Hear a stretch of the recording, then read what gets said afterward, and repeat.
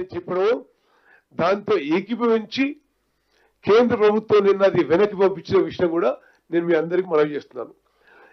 మీరు దయచేసి ఒక 50 నిమిషాల పాటు ఓపికగా మీరు వినాలని కోరుకుంటూ ఈ విషయాన్ని విస్తృతంగా మరి అందరికీ తెలియజేయాలని చెప్పి కూడా మీకు మనవి చేస్తున్నాను. ఏమైనా ఇష్యూస్ ఉంటే రాసుకోండి. మొత్తం ప్రెజెంటేషన్ అయిపోయిన తర్వాత మీరు ఎవరైనా ఏదైనా విషయాలు సందేహాలు ఉంటే అవి జవాబు చెప్తామని చెప్పి మనవి చేస్తూ ఓకే నెక్స్ట్ స్లైడ్. ఈ ప్రెజెంటేషన్ లో గోదావరి నది వ్యవస్థ మరియు తెలంగాణ ఆంధ్రప్రదేశ్ రాష్ట్రాల ప్రాజెక్టులు వివరిస్తాం. పోలవరం బనకచెర్ల లింక్ ప్రాజెక్టు ఆవిర్భావం 2019లో అంటే టిఆర్ఎస్ గవర్నమెంట్ లో గోదావరి జలాలని కృష్ణా పెన్నా నదులకు మళ్లింపుపై ఆనాడు కేసీఆర్ ముఖ్యమంత్రిగా జగన్మోహన్ రెడ్డి గారు అటు ముఖ్యమంత్రిగా జరిగిన చర్చల విషయాలు, అదేవిధంగా పోలవరం బనకచెర్ల లింక్ ప్రాజెక్ట్ ప్రతిపాదన పరిధి ముఖ్య అంశాలు, నిర్వహణ నివేదిక, అదేవిధంగా ఏ విధంగా ఈ ప్రాజెక్ట్ రెడ్డి గారు అటు ముఖ్యమంత్రిగా జరిగిన చర్చల విషయాలు, అదేవిధంగా పోలవరం బనకచెర్ల లింక్ ప్రాజెక్ట్ ప్రతిపాదన పరిధి ముఖ్య అంశాలు, మరి ప్రాథమిక నిర్వహణ నివేదిక, అదేవిధంగా ఏ విధంగా ఈ ప్రాజెక్టు చాలా చట్టాలని ఉల్లంఘిస్తూ ప్రతిపాదించబడ్డ విషయం కూడా మీకు మనవి చేస్తున్నా. ఇది కేంద్ర ప్రభుత్వం కూడా చెప్పడం జరిగింది. ఇది ఏపీ రీఆర్గనైజేషన్ యాక్ట్ 2014కి వ్యతిరేకం, పోలవరం ప్రాజెక్ట్ అథారిటీకి వ్యతిరేకం, గోదావరి జల వివాదాల ట్రిబ్యునల్ అవార్డుకు వ్యతిరేకం, అదేవిధంగా పర్యావరణ అనుమతి కూడా ఇది వ్యతిరేకం. దీనికి నిన్న మా రిప్రజెంటేషన్ మీదనే ఎన్వైరన్మెంట్ మినిస్ట్రీ ఆంధ్ర ప్రాజెక్ట్ ని ఆంధ్రప్రదేశ్ ప్రపోజల్ ని రిజెక్ట్ చేయడం జరిగింది. అదేవిధంగా ఈ పథకం వల్ల తెలంగాణలో ఏమి మన కన్సర్న్స్ ఏంటిది, మన ఆందోళన ఏంటిది? ఎందుకంటే మీరు మీడియాలో చూస్తుండొచ్చు, చంద్రబాబు గారు ఏమంటారు అంటే ఇది తెలంగాణ దాటి ఆంధ్రాకి వచ్చి ఆంధ్ర నుంచి సముద్రంలో కలిచేటప్పుడు మేము ఉపయోగించుకుంటున్నాం, మీకే ఇబ్బంది అనే విషయం వాళ్ళు చెప్తున్నారు. దాంట్లో వాట్ ఆర్ అవర్ కన్సర్న్స్ కూడా ఎక్స్ప్లెయిన్ చేస్తాం.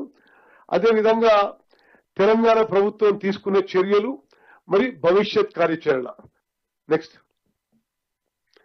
మరి గోదావరి నది గురించి 1-2 నిమిషాల్లో నేను మీకు మనవి చేస్తాను. డెక్కన్ ప్లాటోలో ఉన్న గోదావరి నది గంగా నది తర్వాత భారతదేశంలోనే 2వ అతిపెద్ద నది.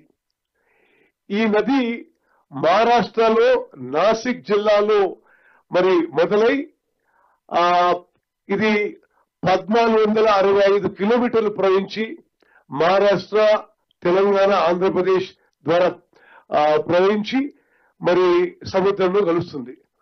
ప్రధాన ఉపనదులలో ప్రవర, పూర్ణ, మంజీరా, మానేరు, పెన్గంగా, వార్ధ, వైన్ గంగా, ప్రాణహిత, ఇంద్రావతి మరియు శబరి నదులు ఉన్నాయి.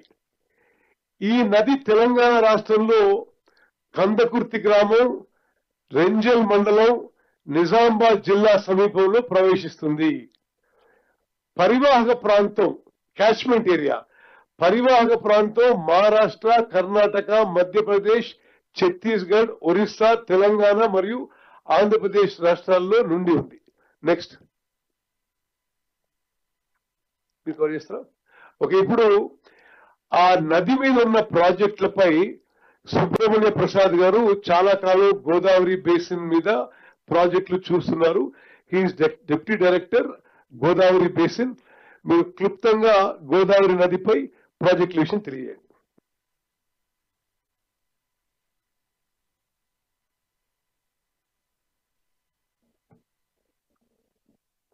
అందరికీ నమస్కారం అండి. నా పేరు సుబ్రహ్మణ్య ప్రసాద్. నేను గోదావరి నది పరివాహక ప్రాంతంలో మన రాష్ట్రంలో చేపట్టిన ప్రాజెక్టులు, వాటి వివరాలు క్లుప్తంగా మేము చూపిస్తాను.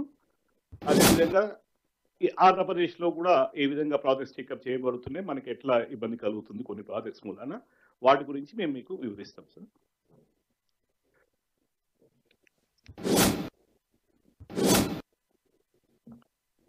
ఆనరబుల్ మినిస్టర్ గారు చెప్పినట్టుగా గోదావరి రివర్ నాసిక్ జిల్లాలో త్రయంబకేశ్వర్ అక్కడ వెలిసి ఆ నది మెయిన్ రివర్ మహారాష్ట్రలో ప్రవహిస్తూ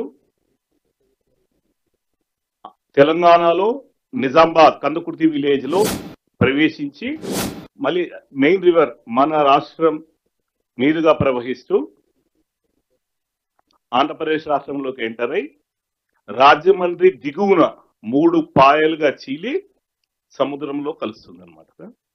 ఈ మొత్తం length Godavari river length main river length వచ్చి 1465 కిలోమీటర్లు. ఈ గోదావరి బేసిన్ యొక్క పరివాహక ప్రాంతం మొత్తం చూస్తే 12 సబ్ బేసిన్ గా గోదావరి ట్రిబ్యునల్ అవార్డ్ 1980లో గుర్తించడం జరిగింది.